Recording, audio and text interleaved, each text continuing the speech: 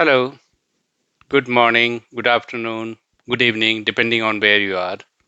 Today, I would like to talk about a heartbreaking topic which I went through social media or televisions about suicides undertaken by students undergoing through coaching in Kota in particular. However, this applies to anywhere in India.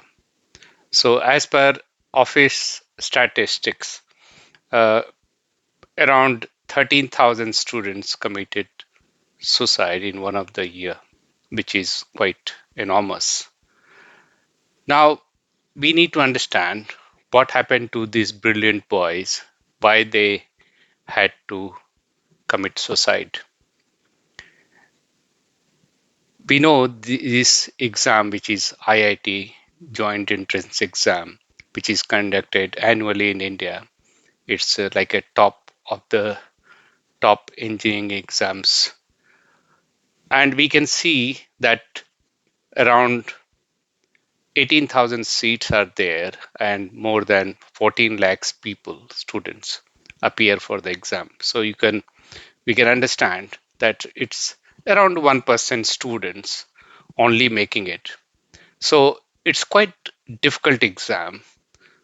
And of course, this exam, 99% people, students are have to fail, irrespective of their caliber. Same applies to NEET as well. Medicine, if we have to go to top medicine medical school, exam is not straightforward. It's quite difficult exam. So we need to understand who are the stakeholders in this whole issue. Of course, first is the student, whether it is he or she in this. Every student has their own expectation to meet, and that's brings pressure.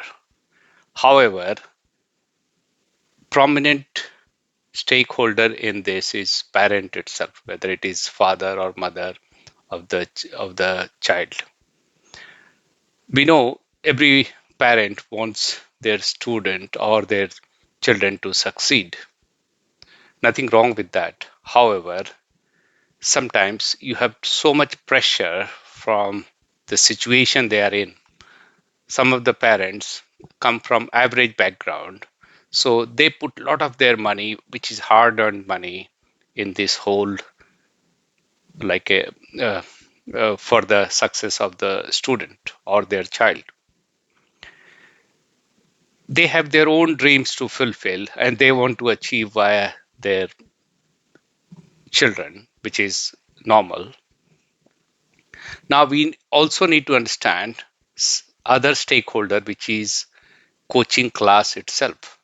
Coaching class, it is a big market in India wherein they want to earn a lot of money and they do hard work, nothing wrong with that. But and you can understand how big that market is, that alone in Kota, around 6,000 crore rupees per year, there is a turnover. So it's big money to be going through the system. So there are so many stakeholders involved in this business.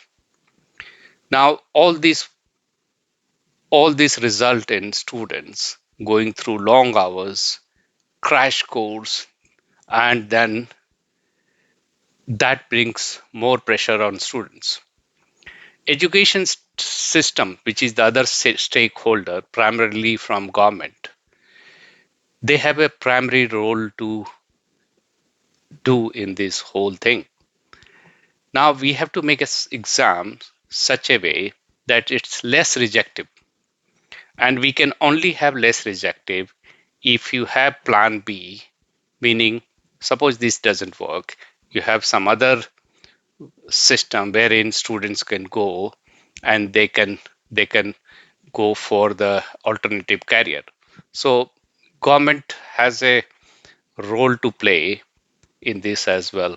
We have seen politicians a lot of time dividing various people based on caste, creed, and only they want to divert the issue because they want people to get involved in, so they will talk about so much reservation in seats, but ultimately you have 1% seat only. Whatever you want to do is 1%, so it's a bigger problem, it's not a small issue. So that nobody wants to address at this time, but eventually we should address this issue. Now you can see how much mental health issues students go through while going whole process, because when 99% are failing, of course they'll be dejected. So we should have way how we can address health issues which those students are going through. Now we need to somehow inform everybody, which is whether it is a student or parents. I would say even parents need to be educated that life is bigger than one exam. So you just can't make students fail because he couldn't pass exam. We know 99% are bound to fail. So there is no issue. It is very much clear to everybody. I would like to give one example of Dr. APJ Kalam, who was our earlier president of India, that he wanted to have a career in, he wanted to be a fighter pilot, but he couldn't succeed. But we all know that eventually, after becoming scientist, he did become president of India. So one failure doesn't mean you fail in life. You have other ways in which you can succeed. So message to everybody is it's okay to fail. Don't worry about failing, but have a bigger picture that something maybe better things are coming going to happen in your life. And so let us not go into this bad situation where students have to commit suicide. So please convey this message to any parents or children going through that process. Thank you very much.